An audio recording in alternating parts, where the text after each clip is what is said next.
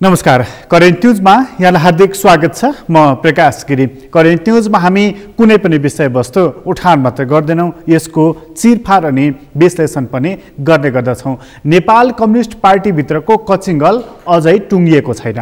यसलाई टुङ्गाउनको लागि सर्वोच्च अदालत र निर्वाचन आयोग यी दुई निकायमा भर पर्नेछ। तर नेपाल कम्युनिस्ट पार्टी दुई फ्याक भएका छन् र दुई फ्याक भएका दुवै समूहहरूले एकले अर्कोलाई आरोप लगाउने र आरोपको मात्रा पनि कस्तो भने आजभन्दा भोलि गम्भीर, भोलिभन्दा पर्सि झन गम्भीर, यस्तो प्रकृतिको शब्द प्रहार गर्ने प्रतिस्पर्धा चल्न थालेको छ।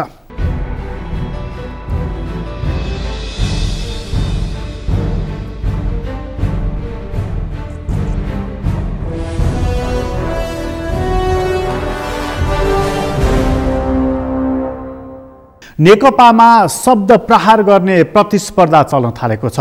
सँगै कसले बढ्ता भिड जम्मा गर्ने भन्ने कुराको प्रतिस्पर्धा पनि तीव्र गतिमा भइराखेको छ। जस्तो चितवनमा प्रधानमन्त्री पक्षधरहरूले ठुलो सभा गरिरहँदाखेरि प्रचण्ड माधव समूहहरूले कैलालीमा भयङ्कर सभा गरिरहेका थिइन्। अर्थात् कसको बढ्ता भिड, यो प्रतिस्पर्धा अहिले चलिरहेको छ। टाउको गन्ने काम प्रारम्भ भएको छ। तर त्यसरी भिड उतारेर उनीहरूले के सन्देश दिन खोजेका हुन्, यो चाहिँ प्रश्न देखिएको छैन। दुवै समूहले भिड जम्मा गरेका छन्। भिड जम्मा गरेर प्रचण्ड माधव समूहले केपी ओली खराब हो भन्ने कुरा पुष्टि गर्नको लागि खराबभन्दा खराब शब्दहरू प्रयोग गर्न थालेका छन्। अनि यता प्रधानमन्त्री ओली समूहले जम्मा गरेको भिडमा प्रचण्ड माधव खत्तम हुन् भन्ने प्रमाणित गर्नको लागि सबैभन्दा खराब शब्दहरू प्रयोग गर्न थालेको छ। राजनीतिक शब्दबाट अब अराजनीतिक शब्द र व्यक्तिगत आक्षेपमा यी दुवै समूह उत्रिन थालेका छन्, जसले नेपालको वाम आन्दोलनलाई अलिकति घृणित बनाइरहेको छ। सँगसँगै नेपालको राजनीतिक आन्दोलनलाई पनि यसले कमजोर बनाउन थालेको छ। असर लोकतन्त्रलाई नै पर्छ कि भन्ने देखिन थालेको छ। त्यस्तोमा किन कम्युनिस्ट पार्टी फुट्दाखेरि हिजो जब 54 सालमा एमाले फुट्यो यस्तै खालको गाली गलौज भयो, अहिले नेकपा फुटेको छ फेरि उस्तै प्रकृतिको गाली गलौज भइरहेको छ। के कारणले? आजको हाम्रो मूल बसाइ यो रहनेछ र कार्यक्रमको सुरुवातमा चाहिँ हामी प्रचण्ड माधव समूहका एकजना नेताको भनाइ यहाँ प्रस्तुत गर्दैछौँ, जसले भन्दैछन् कि प्रधानमन्त्री एउटा त्यस्तो अप्ठ्यारो बाटो छोडेर अब भिडको बाटो हिँड्न थालेको मात्रै बताइरहेका छैनन्। उनले राजनीतिक रूपमै गम्भीर आक्षेप पनि लगाएका छन् कि प्रधानमन्त्री अब हिन्दूवादी हुँदै, हिन्दूको मुद्दा बोक्दै अब क्रमशः दक्षिणपन्थी धारको नेतृत्व गर्दै हिँडिरहेको उनले गम्भीर आरोप लगाएका छन्। सुरुवातमा त्यही कुरा प्रस्तुत गर्दछौँ।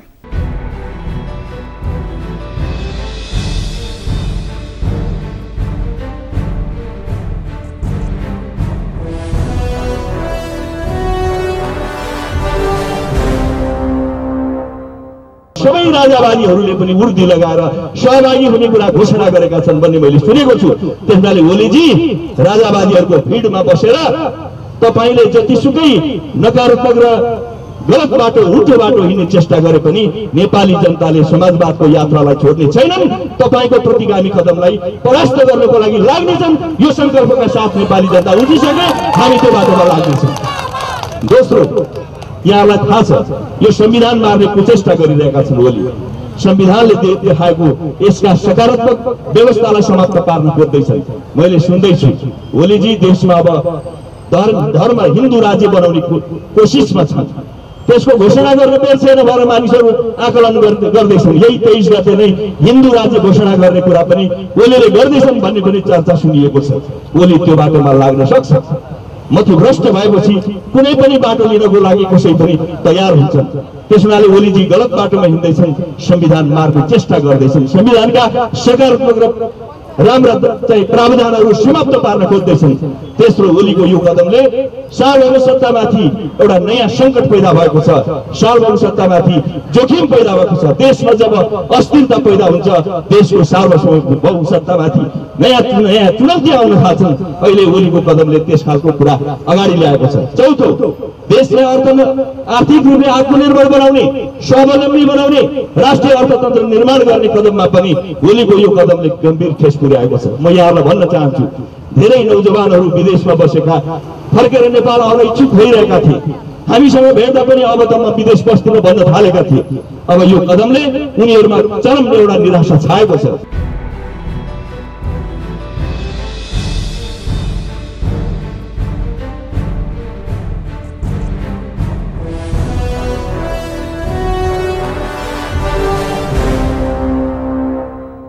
प्रधानमन्त्रीलाई यस्तो गम्भीर आरोप सुरेन्द्र पाण्डेले लगाएका छन् र उनले लगाएको आरोपलाई ध्यान दिने हो भनेदेखि दक्षिणपन्थी धारको नेतृत्व प्रधानमन्त्री केपी ओलीले गरेको उनको भनाइरहेको छ। दक्षिणपन्थ धार अर्थात् वाम आन्दोलन स्खलन हुँदै हुँदै हुँदै दक्षिणपन्थमा पुगेको उनको आक्षेप रहेको छ।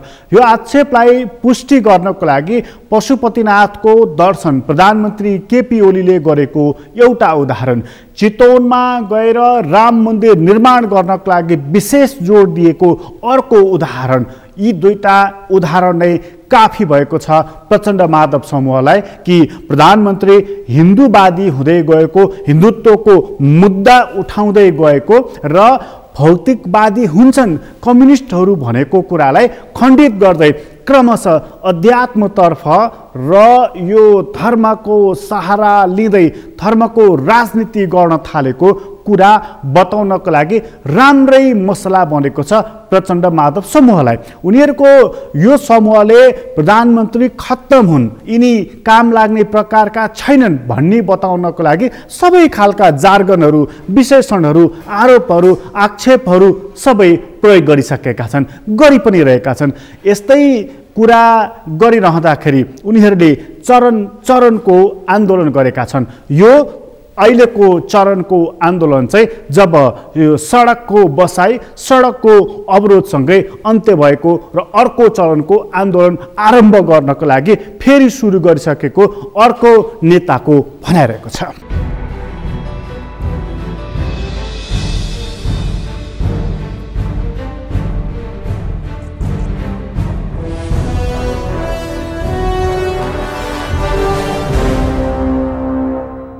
हाम्रै कम्युनिस्ट पार्टी, हाम्रै पार्टीको बनाएको सरकार अनि त्यही भित्रबाट जनताका दशौं हजार शहीदको बलिदानबाट रगतका एक एक थोपाले संविधानका अक्षर लेखिएको संविधानलाई नै समाप्त पार्ने पूर्ववक्ता मान्यले भने जस्तै अहिले यो संसद विघटन मात्र होइन, व्यवस्थालाई नै ड्यामेज गर्ने गरेर एउटा प्रतिगामी एउटा रणनीतिको मध्यका रूपमा अगाडि बढेको हामीले पाउँछौँ र हिजोसम्मका उनका अभिव्यक्तिहरूले त्यही कुरा देखाउँछ। हामीले सुनेका छौँ केही दिनमा उपत्यकामा पञ्च र्याली गरिँदैछ अरे, राज्यको स्रोत साधन र भ्रष्टाचारको अकुत स्रोतलाई परिचालन गरेर अनि यहाँ चाहिँ पञ्च र्याली गर्ने रे। त्यो र्याली पनि कहाँ अध्यक्षद्वयहरू मैले सुनेको त्यो र्याली त नारायण हिटीको गेटमा रे, त्यसको सभा। यसले के सङ्केत दिन्छ? संविधानलाई समाप्त गर्ने, हिन्दू राज्य ल्याउने अनि हिन्दू राज्यसित हिन्दूको अवतार भनेर नेपाली जनताले आर्यघाटमा ल्याएर जलाइसकेको प्रतिगामीका कुनै निकायलाई फेरि पुनर्स्थापित गर्ने एउटा षड्यन्त्र छ रे। खबरदार केपी ओली, तिमीले टाउकामा बोक्न खोजेको प्रतिक्रियावादी शासन व्यवस्था त जनताले 62-63 मै टुङ्गाइदिए। 65 जेठ 15 गते संविधान त यो देशमा गणतन्त्रको घोषणा भएर जनताका प्रतिनिधि राष्ट्र प्रमुख हुने एउटा नयाँ लोकतान्त्रिक गणतन्त्रको अभ्यास भइसकेको छ। नेपाली जनताको त्यो त्याग तपस्याका आला घाउहरू अझै सुकेका छैनन्, त्यो अझै सायद चढाउँदै होलान्। त्यसलाई बिर्सेर प्रतिक्रियावादीको मतियार बनेर इतिहासको एउटा कुपात्र बन्ने तिमीले कदम चालिसक्यौ। अब त्यो भन्दा थप कदम तिमीबाट सम्भव छैन। नेपाली जनताको तागत, नेपाल कम्युनिस्ट पार्टी सहितका देशमा परिवर्तनका निम्ति लडेका राजनीतिक दलहरू, नागरिक समाज, अहिलेको 21औं शताब्दीको मिडिया लगायतबाट केपी ओलीको प्रतिगमनको पराजय हामी छिटै गर्नेछौँ र हामी अपेक्षा राखेका छौँ संविधानको व्याख्याता न्यायपालिकाले संविधानको अक्षरशः पालना गरेर छिटोभन्दा छिटो न्याय गरेर देशलाई एउटा अँध्यारो सुरुङतिर पठाउने, राजनीतिक अस्थिरता, विदेशीको चलखेल गर्ने एउटा अखाडा हुनबाट बचाउनेछन् भन्ने हाम्रो विश्वास छ।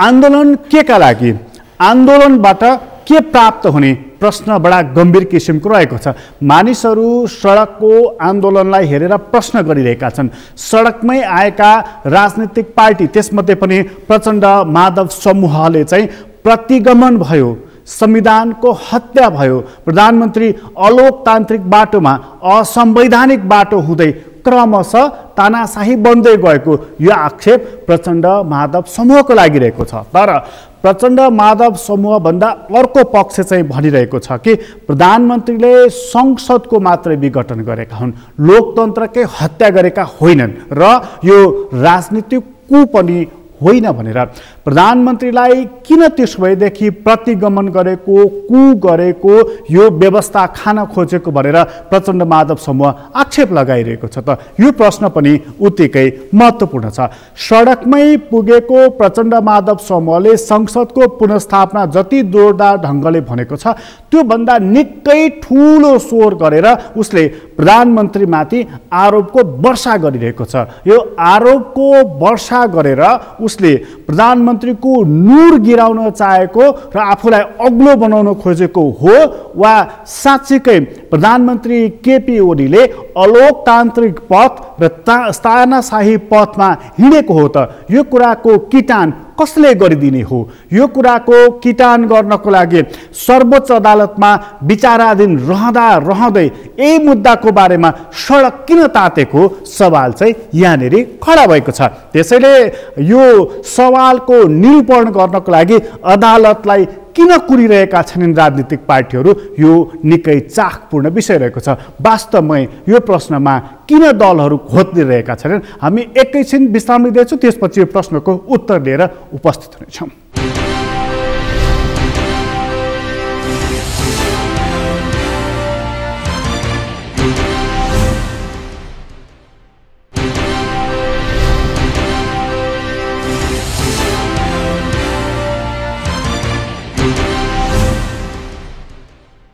प्रधानमन्त्रीमाथि आरोपै आरोप छ प्रचण्ड माधव समूहको। हरेक दिन जसो आरोप छ, हरेक दिन जसो आक्षेप रहेको छ र यो आरोप र आक्षेपको मात्रा चुलिँदै गएको छ। व्यक्तिगत आक्षेपहरू पनि लाग्न थालेका छन्।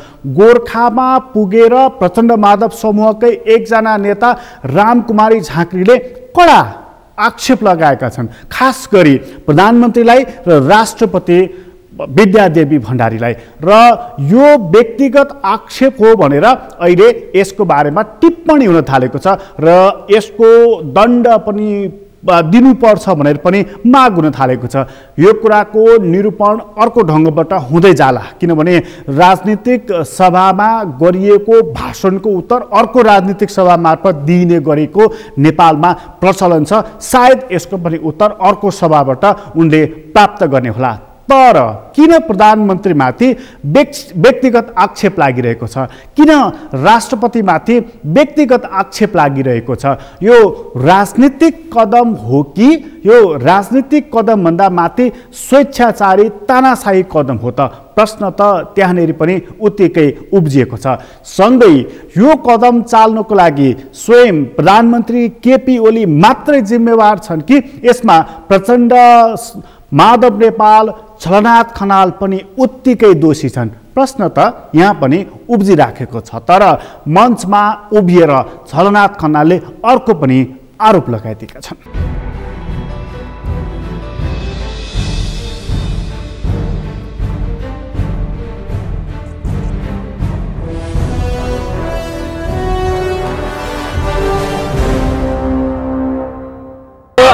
नेपाली जनताले प्राप्त गरेका हक र अधिकारहरू जुन छन् 62-63 को जनक्रान्तिमा प्राप्त गरेका हक र अधिकारहरू जसलाई हामीले संविधानमा प्रतिबिम्बित गरेका छौँ त्यो संविधानको रक्षाको निम्ति हो।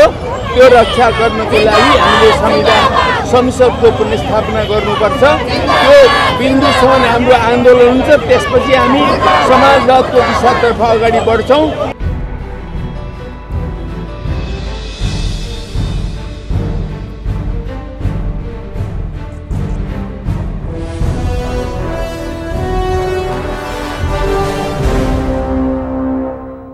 आरोपको कुनै कमी छैन।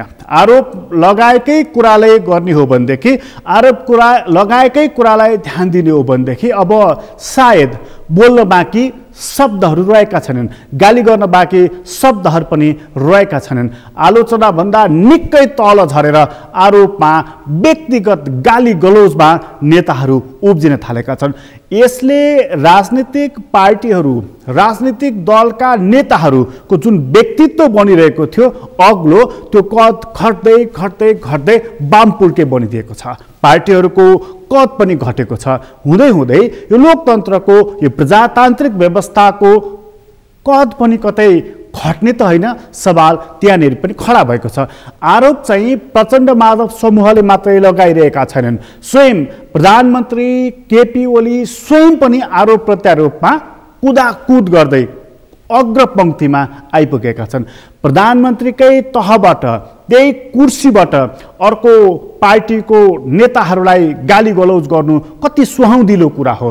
प्रधानमन्त्रीकै तहबाट एउटा महानगरपालिकाको मेयरलाई नाम लिँदै नामै काटेर आरोप लगाउनु कति सुहाउँदो, प्रधानमन्त्रीको उचाइ अनुसारको कति उचित कदम हो यो प्रश्न पनि उत्तिएको रहेको छ। अर्थात् दुवै समूहले कसूर गर्नको लागि, आरोप लगाउनको लागि, गाली गलौज गर्नको लागि बाँकी राखेका छैनन्। दुवैले उत्तिकै गाली गरिरहेका छन्। हिजोसम्म पूर्व माओवादी समूहमा रहेका प्रचण्डको छाया भएर बसेका रामबहादुर थापा पनि त्यही तहमा उत्रिएका छन्। उनले पनि प्रचण्डलाई मात्र होइन अन्य नेताहरूलाई पनि उत्तिकै आरोप प्रत्यारोप लगाइदिएका छन् गृह जिल्ला पुगेर।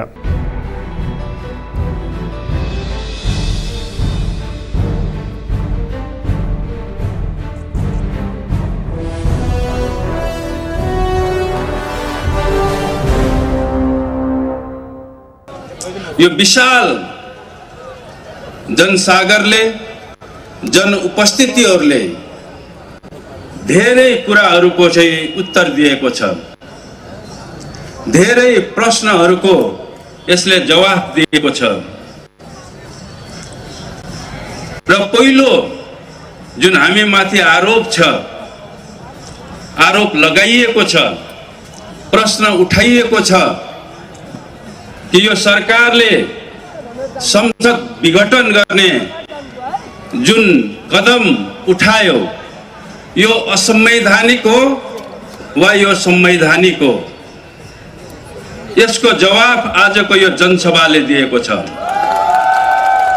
सरकारले जुन कदम उठाएको छ त्यो संवैधानिक छ, त्यो सही छ भन्ने जवाब आज यो विशाल जनसमुदायले दिएको छ। र संविधानको अन्तिम व्याख्याता र निर्माता जनता नै हुन्।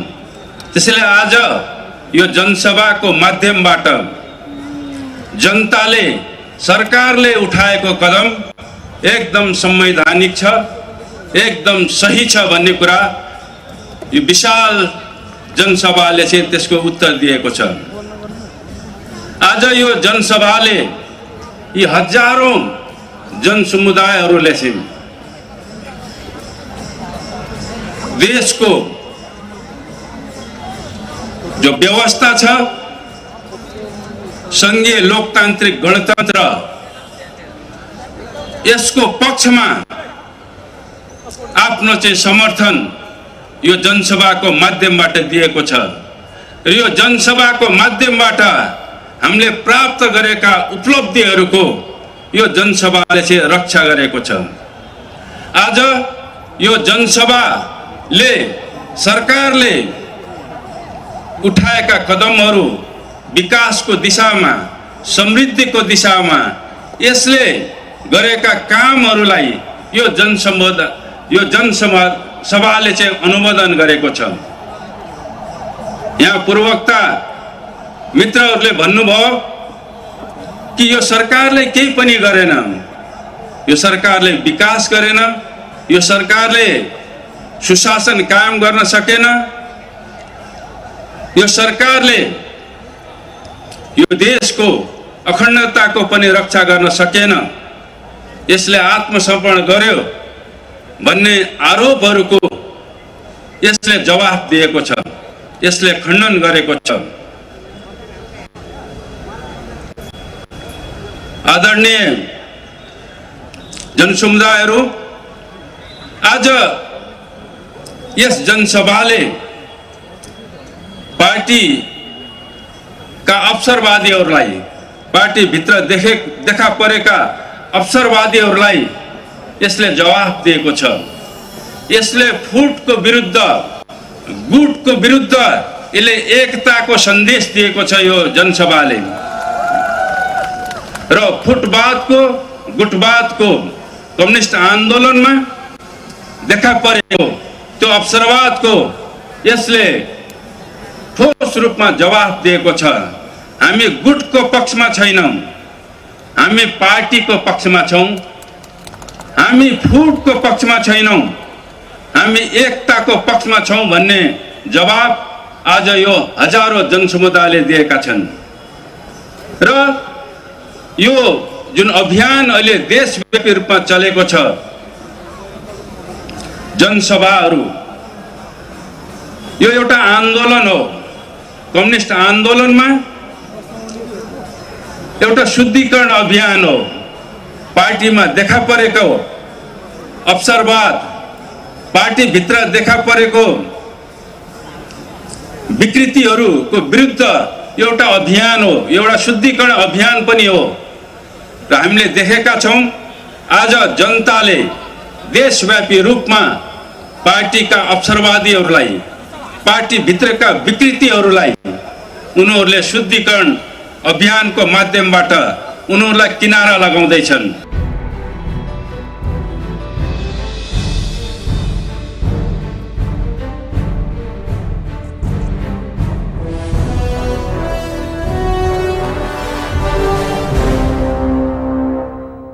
आरोप प्रत्यारोपको कुनै कमी रहेको छैन। अहिले दुईटै कम्युनिस्ट पार्टीको दुईटै खेमा, दुईटै समूह सभा गर्दै देशव्यापी रूपमा हिँडिराखेको छ। दुवै समूहले एक ठाउँमा पुगेर अर्को पक्षलाई अर्को ठाउँमा पुगेर त्यसको प्रतिवाद गर्ने यो कामलाई निरन्तरता दिइराखेको छ।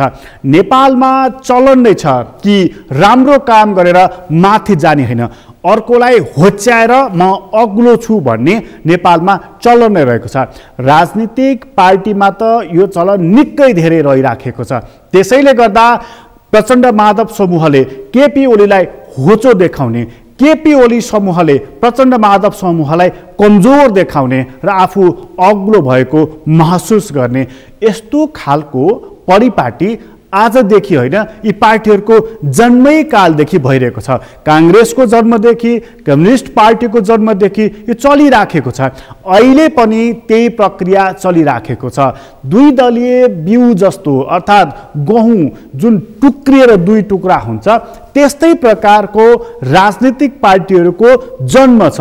यी दुई दलीय बिउ भएको हुनाले त्यहाँ जसलाई विचार समूह त अलिकति सैद्धान्तिकरण गरेर भन्ने गरिन्छ, वास्तवमा त्यहाँ स्वार्थ समूह छ र त्यो स्वार्थको टक्रावसँगै मिल्ने र टक्राव नमिल्दा फुट्ने यो चलन अहिले पनि कायम नै रहेको छ। र फुट्दाखेरि गाली गलौज गर्नको लागि कुनै शब्द, कुनै कसर बाँकी नराख्ने चलन नै रहेको छ। यसले बताउँछ कि हामी राजनीतिक रूपमा कति उन्नत रहेका रहेछौँ भनेर। कुनै विद्वानले भनेका छन् कि कुनै टोल या गाउँ कति समुन्नत छ, कति शिक्षित छ भनेर जान्नको लागि त्यहाँ भएको झगडालाई बुझ्न सकिन्छ, झगडाबाट मूल्याङ्कन गर्न सकिन्छ भनेर। देशको अवस्था कस्तो छ भनेर बुझ्नको लागि चाहिँ दुईटा पार्टीका प्रतिस्पर्धी नेताहरूको भाषणबाट, गाली गलौजबाट देशको स्तर नाप्न सकिन्छ भनेर। अहिले नेताहरूको गाली गलौज, आरोप प्रत्यारोप र व्यक्तिगत गाली गलौजलाई नेपालको राजनीतिक स्तर कति रहेछ भन्ने कुरा नापिरहेको छ, जाँचिरहेको छ र यसले नेताहरूको बौद्धिकता पनि तौलिरहेको छ। अहिले नै समय छ अझै पनि सच्चिने, आफूलाई सच्याएर अघि बढ्ने र व्यक्तित्व निर्माण गर्ने, रास नआओस् अझै माथि जाओस् भनेर कामना चाहिँ गर्न सकिन्छ। व्यवहार चाहिँ बिल्कुल प्रतिकूल खालको रहेको छ। करेन्ट न्युज अहिलेलाई यति नै। करेन्ट न्युजबाट म प्रकाश गिरीलाई बिदा दिनुहोस्। सगरमाथा टेलिभिजन हेर्दै गर्नुहोला। नमस्कार।